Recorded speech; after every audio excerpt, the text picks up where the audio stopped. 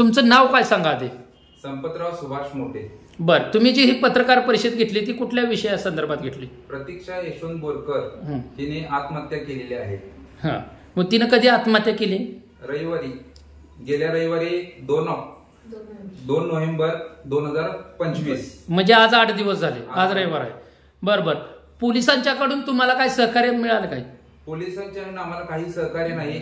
मारेकऱ्यांनी आज 8 दिवस झाले, त्यांना अद्याप अटक झालेली नाही. बरं, आरोपी म्हणजे संशयित जे आहेत तिघ काय चौघ आहेत, त्यांची नावे काय आहेत? माझ्या आईने सांगितल्याप्रमाणे घरी जे आले होते नम्रता पाटील, रंगराव यशवंत पाटील, मेन आरोपी शुभम पाटील आणि महेश चव्हाण.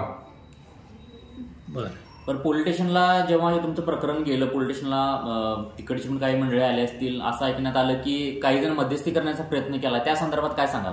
हो, आम्ही पोलीस स्टेशनला आमचा खबरी जबाब देत असताना आम्हाला दिलीप जाधव हे कागल शाहू फॅक्टरीचे शेती अधिकारी म्हणून त्यांनी आम्हाला नाव सांगितलं.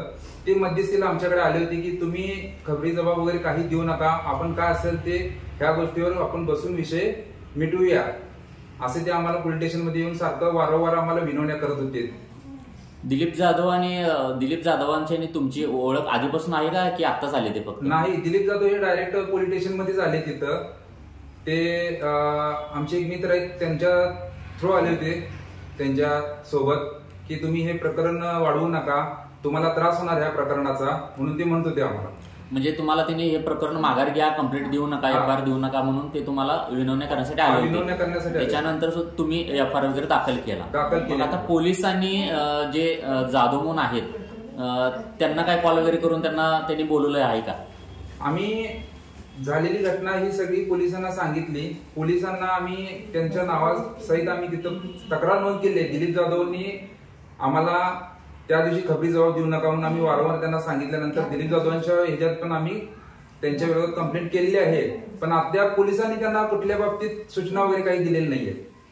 म्हणजे अद्याप 8 दिवस होत आले तरी सुद्धा पोलिसांनी अजून चालढकल करत आहेत, आरोपींना पकडण्यासाठी तयार नाही आहेत किंवा त्यांना कुठल्याही प्रकारे त्यांनी कारवाई केली नाही असं तुम्ही म्हणताय? हो, आमचं म्हणणं आहे की आरोपींना कुठल्याही प्रकारची कारवाई केली नाही. आरोपी ही आता सध्या सुसाट मोकाट फिरत आहेत, पण त्यांना अटक केलेली नाही.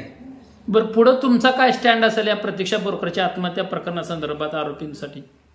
आमची जर दाद जर इथे जर घेत नसतील तर आम्ही SP ऑफिसला उपोषणास बसणार आहे. आम्ही जोपर्यंत आरोपींना अटक होत नाही तोपर्यंत आम्ही उपोषणाला बसणार आहे.